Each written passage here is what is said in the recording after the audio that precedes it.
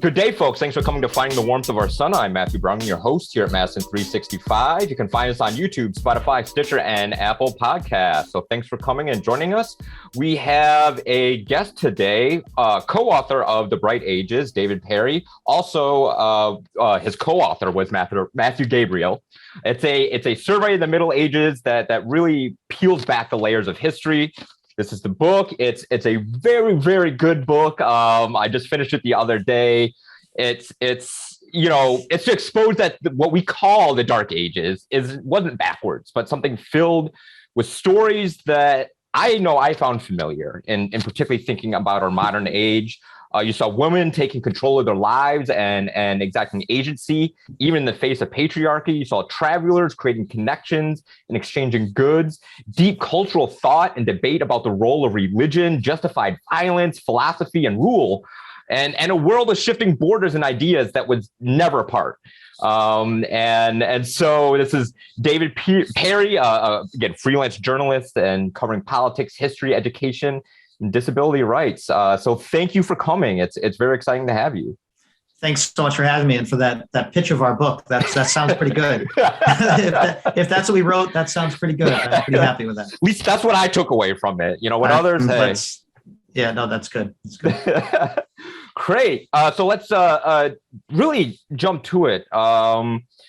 So why this book and why now? I think I just really wanted to get to that main thing. It's sure. An interesting approach. Sure. So why this book and why now? When I became a journalist, I was a medieval history professor. When I became a journalist, really because I wanted to write. My son has Down syndrome and is autistic. I wanted to write about that, and so I started doing some journalism around that. And again, though, over the last 10, 12 years, medieval history was sort of in the public consciousness, but it was not a Middle Ages that I recognized. And this is a problem that every medieval historian or people who aren't historians, medievalists, know, is that there's this thing that we study in the history of medieval Europe, or the time and place of medieval Europe. It's literature, it's people, it's art.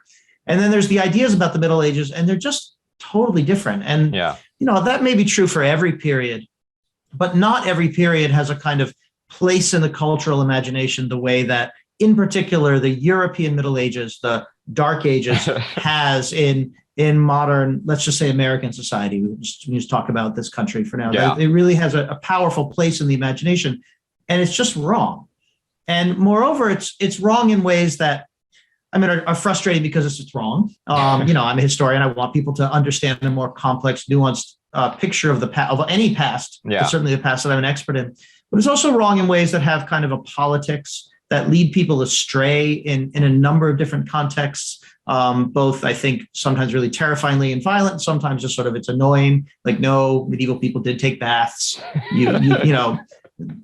There was sanitation of sort, like people, understood they needed to clean up after they went to the bathroom, like these, but also sometimes in much more sophisticated and serious ways.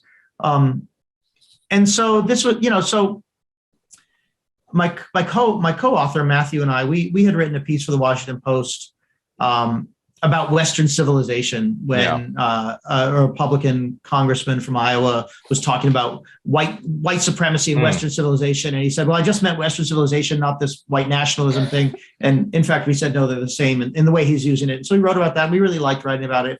We got a good response. And we kind of built off that to think, well, what if we did this work that, again, our colleagues have been doing in classes for decades and decades, but that what if we took what we've been doing in our classes, which is say it was not the Dark Ages. This is a human millennium here. We can tell, and we know things about it. It's not just mystery. And we try to write it into a book that we could make as widely accessible as possible. And so one day, Matt actually texted me from the British Library. He was at an exhibit filled with gold and wonder and light and beauty of early English literature. And he was in the gift shop, and he's like, all these books here, like there are books on the specifics that were good, but the general books on the Middle Ages, he says, these are all bad. These are all Dark Ages, violent stuff. And I texted him back, he said, we should write a book. And I texted him back and said, great, we'll call it The Bright Ages. And like, that was it. It happened in that moment. And then we reached out to an agent who had talked to Matt earlier and said, so we've got this idea. And then the agent said, let's do it. And so here we are now with the Bright Ages on bookshelves everywhere. I went to a local bookstore and found my book there yesterday. That's a great feeling. That has to be a great feeling. It was an incredible feeling. Awesome. Thank you. So it was, and this was, I was really thinking as just starting out the introduction, a question landed in my mind that I feel was answered throughout the book, but really landed in the epilogue. But it was really the creation of the Dark Ages in our mortality. It was that, did the modern world create the Dark Ages or artificially? And not just like really in mentality, but how we look at the past and all these things that we exclude within our mass culture as we look at history, especially Eurocentric history, which at the book points out, never isolated from the world, but it's almost like we created not just the perception, but the Dark Ages in of themselves of this lost history that just isn't being told to the masses. There's kind of 3 or 4 different components to the creation of the idea of the Dark Ages. Yeah. And I'm not going to go into too much detail because each one is a full story. Yeah. There's the 14th, 15th century Renaissance story of these guys in Italy who wanted to tell a different tale about themselves. And the way they found to do that was to focus on crafting a narrative connection between themselves and classical Greeks and Romans. And in order to do that, they needed to cut out that 1,000 years in between them. And so they told a story that did it. And it is an interesting story. It was very effective. It remains kind of an effective storytelling today. It fundamentally isn't true, which isn't to say that things don't change in the 14th and 15th century in Italy, what we could call the Renaissance, but that the things that change are things that were changing, that things that are connected to the previous centuries. Change happens, but it doesn't happen, bang, one day we're in the Renaissance. Right. So there's that. And then in the 19th century, kind of with the Europeans are looking for European intellectuals in particular are looking for a story to explain imperialism, to put very simply, and to explain nationalism. There's a lot of, in the 18th and 19th century, both, and the US has its own version of this happening at the same time. There's a lot of discussion, really explicit discussion. What is a nation? What is a people? And some of that leads us into, not incidentally, the creation of scientific racism and the idea that, that we have to carve up the peoples of the world into races and then rank them hierarchically to justify things like slavery or later Jim Crow or whatever, or any number of other kinds of bigotry. Scientific racism, again, that's its own story.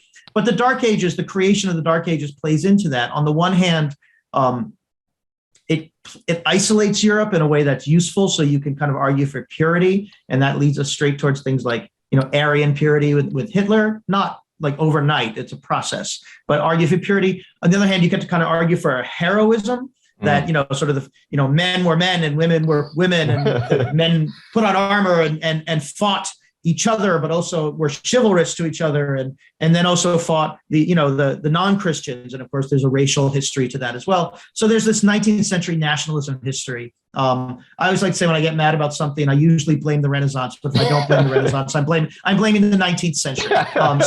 So those are kind of mine. But then there's a very 21st century and 20th century history Absolutely. Too, in the ways in which, still kind of politically taking this period and saying it is both at once kind of primitive and barbaric, but also heroic and noble, as in what others, there's a colleague, Sierra Lamuto of mine, another medievalist, who calls the Middle Ages then become an origin story for whether it's for modern European nations or for the very idea of whiteness, and it has to be at once noble and barbaric, isolated and pure, right? And so the Dark Age, this concept of the Dark Ages, again, on the one hand, it's just wrong, right? It is not the medieval history to the best of our understanding. So when it shows up somewhere in TV, it's just wrong. But also it's doing work. All of the ways we talk about the past do work. And so we got to intervene in that. And we see this right now, right? We see this. I'm from Nashville. Like say I'm an Irish Jew from Nashville. Ooh. So that's a lot of layers there, right? My therapist is very busy. We have a lot to talk about. But, right. So what does the Civil War mean, right? We are still, and people create different narratives, and that does work. We are in the midst of this conversation right now, as you and I are sitting here, about the 1619 project. One of my questions was exactly that we can get into that later, but again, people know, right? People know that the stories we tell about the past do work. Yeah. And so the Dark Ages does work. And the Bright Ages, the story we're trying to tell, I think hopefully does a different kind of work. I think it is a work that is more true. But it'll, I'm not pretending I'm the only objective person in the room, right? That Matt and I are the only truth tellers. We're not that. We are also trying to do a kind of work, and right. That's okay. I like to think of things as like the teller of truths, or a truth, instead of like the truth. Like there is no one truth, and even in certain ways, as you were pointing out, the perspective of the Dark Ages, or attempting to separate themselves out, it's a telling of a truth of these folks and how they saw themselves, or maybe needed to see themselves in those moments to understand their place in history. And through that, like, leading into my next question is really through, these many stories. And something that you two made sure to emphasize was like that, say for women, that even though they lived in a patriarchal society, they found agency, found ways to wield power and influence the world around them. And again, as something that's studying, much more modern history, this makes me think of how we engage with U.S. history, treating enslaved or immigrants and women as passive characters in the story we tell of America, and of people wanting to be freed, but not as full agents of their lives, and we're waiting to be freed and blessed with freedom. How does this shifting of perspective shift how we engage with ourselves and with the present? Yeah, it's a great question. And again, I'm always worried that people are going to say, wow, David, you first came up with this, or people are going to say, David isn't the first guy to come up with this. And I'm not the first guy to come up with this, right? This is women's history in particular as a field. I would say really dates to the 60s, although there were certainly people doing it before that.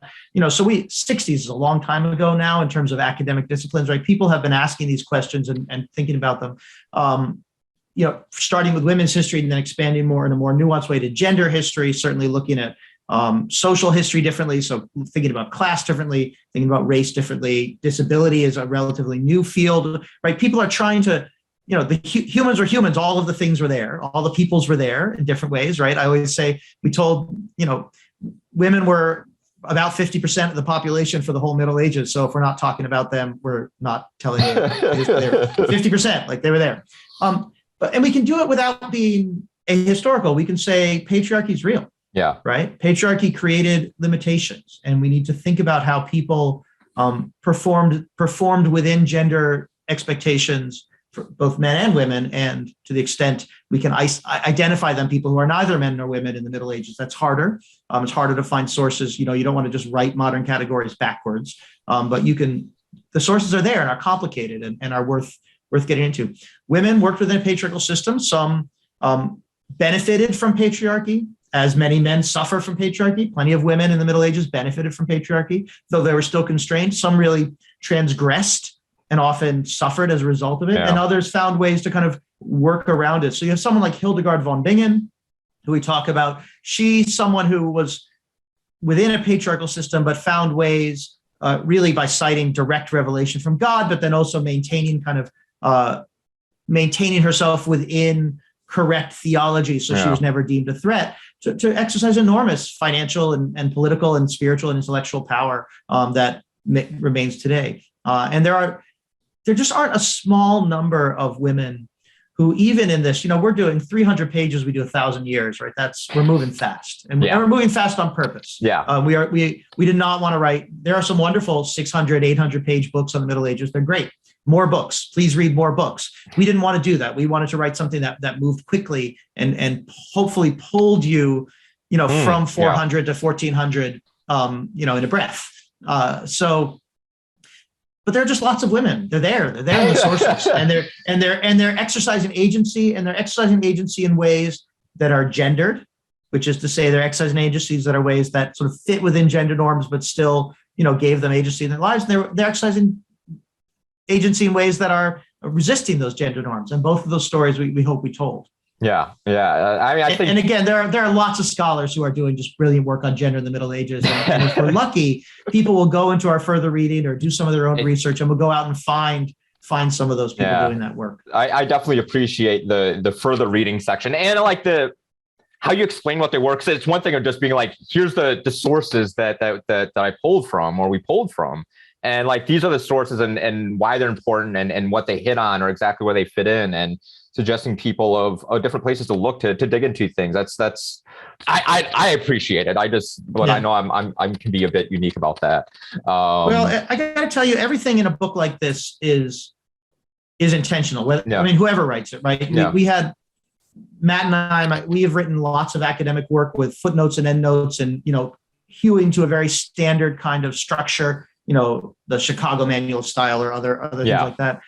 We've written plenty of popular essays online in which we just put in lots of links. So that's a different kind of citation, right? We had lots of conversations about what to do. And in the end, we thought the best thing we could do was try to write short but dense essays that say, dense in terms of the number of resources, hopefully not dense to read, that say, if you want to know more, this is what the doors would look like. Please open them. Please go through them. And that was the decision we made. And other people make different decisions, and I think that's fine too. But it's thinking about audience. How do we do the work, right? We're trying to do a certain kind of work with this book. Right. A bit on that. So I don't know if this was intentional or not, but at least to me, there felt like there was a very unique aspect to this book that was telling still a very European history that didn't feel like it's made Europe the center of the world. It made the center of the world, right? It just made like I'm reading this, like it felt like Europe was a piece of a much larger world, and like how like was that intentional, and how did you make sure to accomplish that? Yeah, for sure it was intentional, and it was a piece of a much larger world. I mean, that's if you took that away again, you're saying as a writer, you're saying things that I want to hear from a reader, so that makes me very happy. We are both historians of medieval Europe. No. Medieval Europe and we mostly try to say medieval Europe, not the Middle Ages or medieval times, because there was a 1200 in Latin America, and there was a 1200 in China, and there was a 1200 in sub-Saharan Africa, and there are peoples doing things there, and they have their histories, and we're not, or I think about, we're both in the Midwest. I think about the great cities of Midwestern indigenous America in the same time period. Cahokia is the famous one people may have heard of, huge cities. Those are great stories. And again, there's people doing that work. We're historians of Europe. We wanted to tell the story of Europe.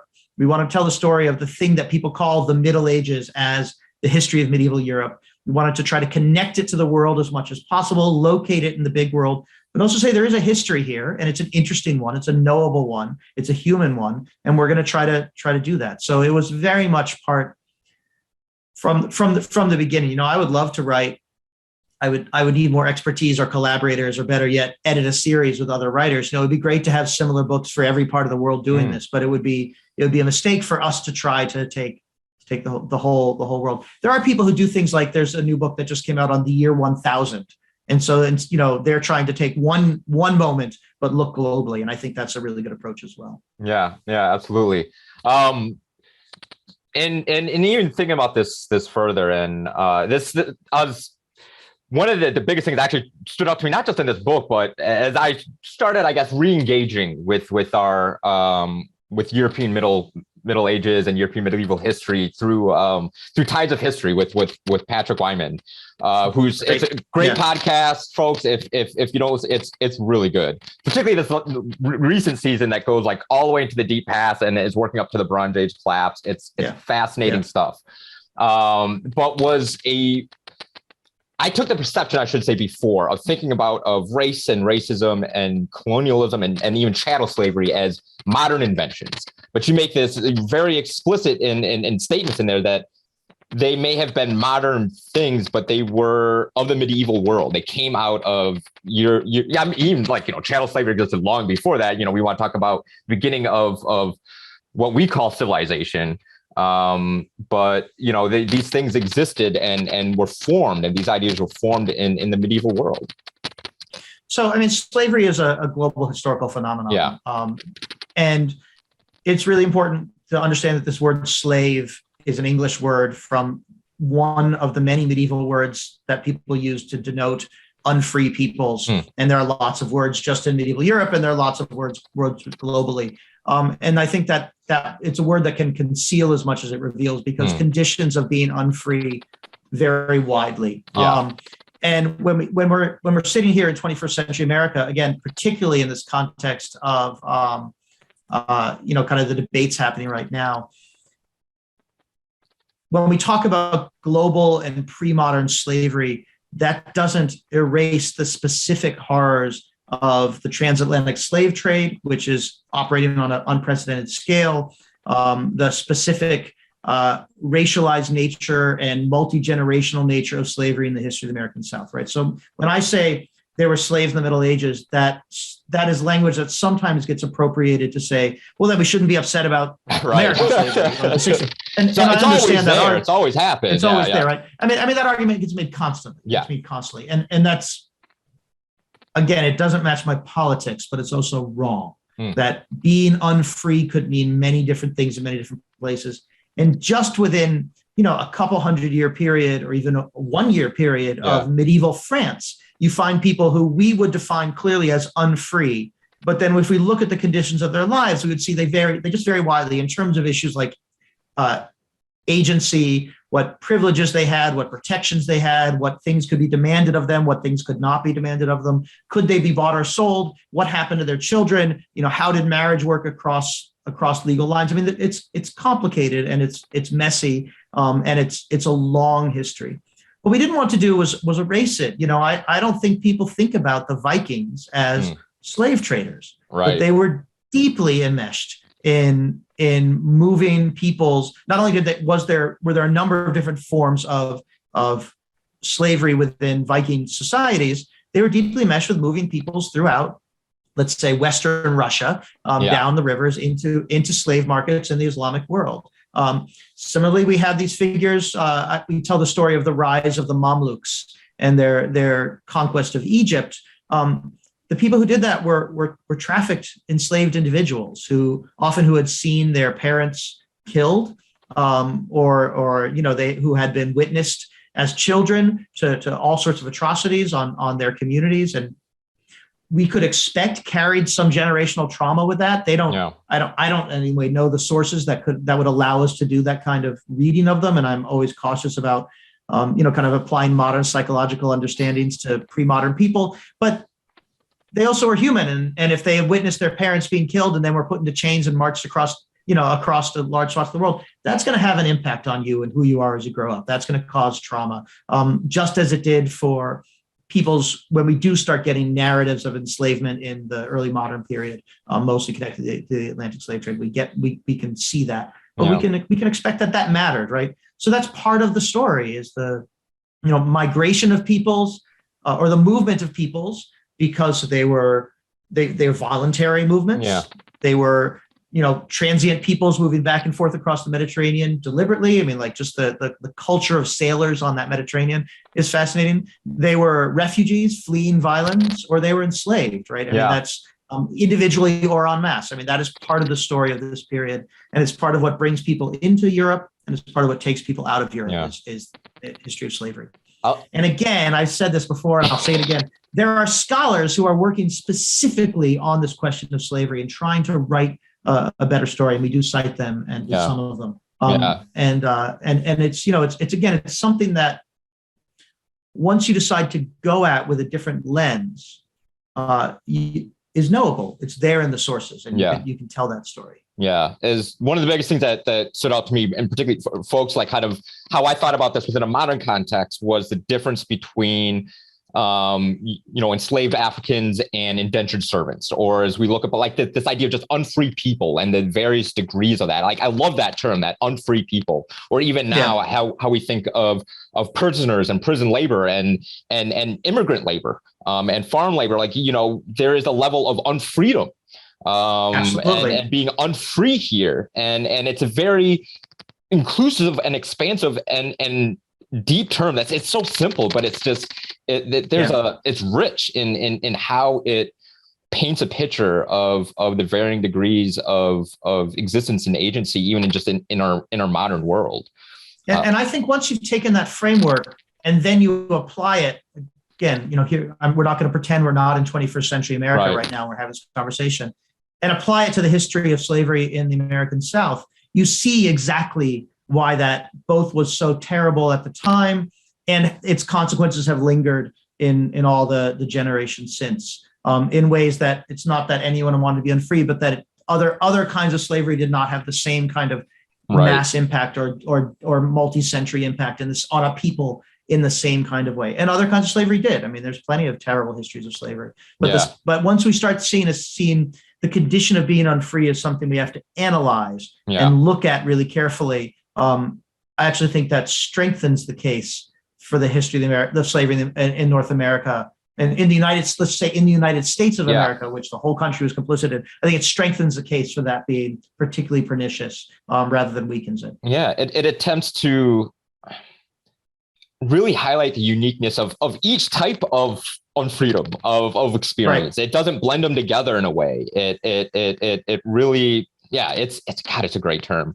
And it's really interesting. Like, so switching back to Middle Ages, this is not in the book, but there are these really fascinating kind of rosters of people, of farmers, let's say, on lands held by monasteries or churches in 9th century Europe. So I'm just zooming way down, right? Churches held monasteries in particular, they held lots and lots of land, big corporate money makers in a lot of ways. And because they're a corporation, by which I don't mean like Amazon, I mean like an institutional unit made up of many bodies, corporation, right? So a monastery never dies on its own because there's always enough. I mean, monasteries can die out or people can leave it, but in general, like anything, right? But it's not a family where you have to continue to have kids. Yeah. So monasteries accrued a lot of wealth, and then they'd lose some, and then they'd accrue some, and they would they were literate. Monks are generally literate, or there were some people who were literate anyway in a monastery. So they took records, and many of those records survive, and you'll see.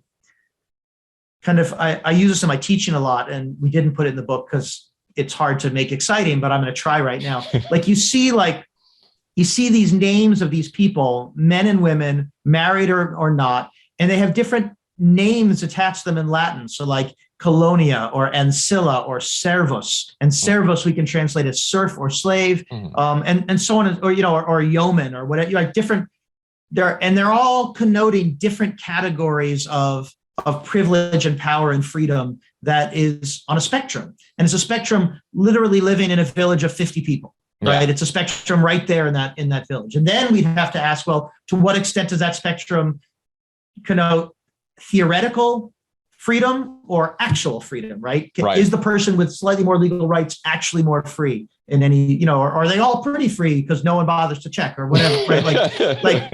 Like these are the layers of analysis that I think is really, that I find really, really generative in my own thinking about this question. Cool. A little bit of a shift before we wrap it up. This is something that I don't like. It stood out to me as some. It's been standing out to me, and again, like it first really hit me listening to a Tides of History episode that was looking at oral traditions and was exploring our Indigenous American past. And was really taught like it might have been one of the ones that was talking about some of the latest genetic evidence that shows that people were here 20,000+ years ago, which is really cool and really exciting. But the person he was interviewing pushed back a little bit because he was talking about these oral traditions and in a way that how he questioned them more than written traditions. And the person pushed back a little bit. He's like, well, I believe it's a woman. They were like, written traditions change too. And can be just as inaccurate. And that there is almost in some ways, a deeper connection to, or a deeper or better or stronger connection to the deep past through oral traditions that are passed down. Even though it changes, it illuminates something different than written traditions that we have. And I just like you there's a brief part in there that you're talking about oral versus written and kind of how hard it is. But I guess long-winded way of asking what your view is as the differences between them or oral traditions versus written and what we might have lost in our reliance upon written traditions. It's pretty clear that like, I don't know, 95% of all the stories, 99%, I don't know. The vast majority of the stories and, particularly thinking in terms of like popular religious traditions around saints, which is something I'm very interested in, done a lot of work on, or literary tales, stories that people told sitting around campfires, right? Only a tiny trickle of those make it to us today. Yeah. And so in reading surviving texts, we have to understand they exist in an oral world. When we read, a chronicle of a war or a political or a biography, right? That exists in a huge universe of oral traditions. And sometimes they creep into ways that come down to us, and sometimes they don't. And when you start thinking about it, like there are these wonderful stories, the medieval stories called the Fablio or the fables. And some of them make it into collections and come down to us. And they are the most dirty, pornographic, anti-establishment. It's all about, priests sleeping with wives, or nobles, nobles getting tricked of all their wealth by peasants, or whatever it is. I mean, they're not all iconoclastic, but they are dirty stories. They are, and dirty both like sex, and dirty in terms of violence, and dirty in terms of like there's lots of poop jokes and fart jokes, right? Like they are not high literature. And I just assume that those are most of the stories people told, right? Yeah. They're not reciting poetry on campaigns sitting around the campfire. They're not doing deep theological interpretations of the events of the last battle after they've conquered the city. Or it's reality TV. Yeah, it's right. I mean, it's so I don't know to what extent we can access those traditions because of the ways that information and culture developed within European history, so that there was no. There are other places in which oral traditions are intentionally preserved, even if they change, as do written texts, over centuries or even millennia. And I don't think that really happens to us in the same way because of the way that we talk about, because of the way that written culture develops. There's this incredible book. One of the most important books I read as an early medievalist, and I'm not alone in this. When you ask medievalists, like, what book did you read that really shaped your thinking? This is often what comes up. It's called From Memory to Written Record. And it's about a shift in later medieval England for things like the law, so that instead of an agreement being a handshake and a promise in front of witnesses, it's not just like we shake hands and we're done, but you have an oral agreement in front of witnesses, and that is the record.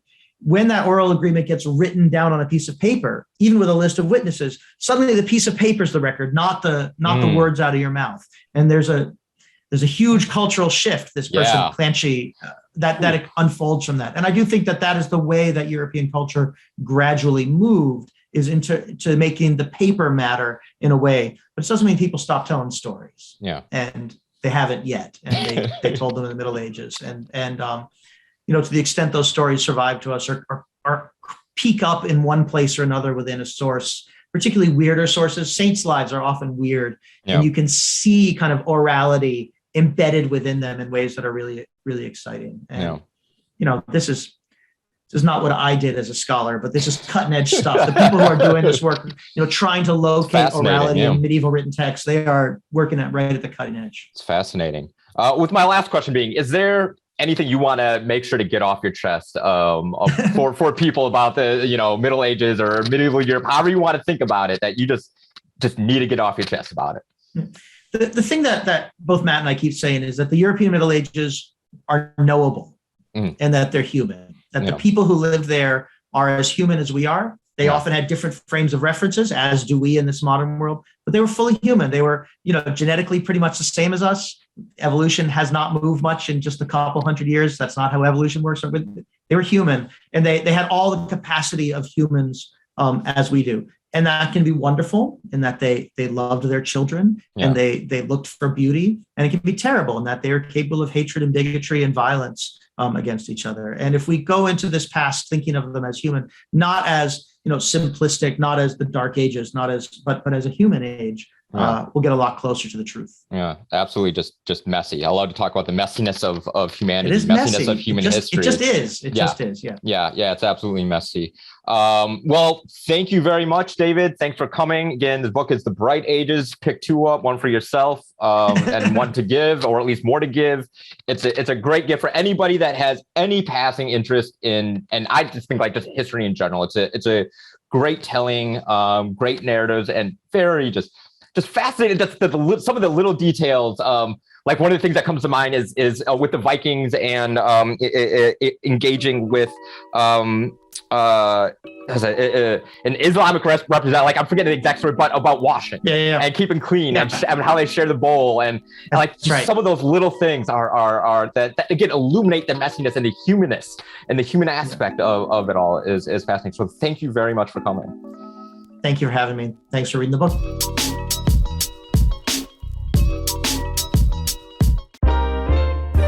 This is 365 Media.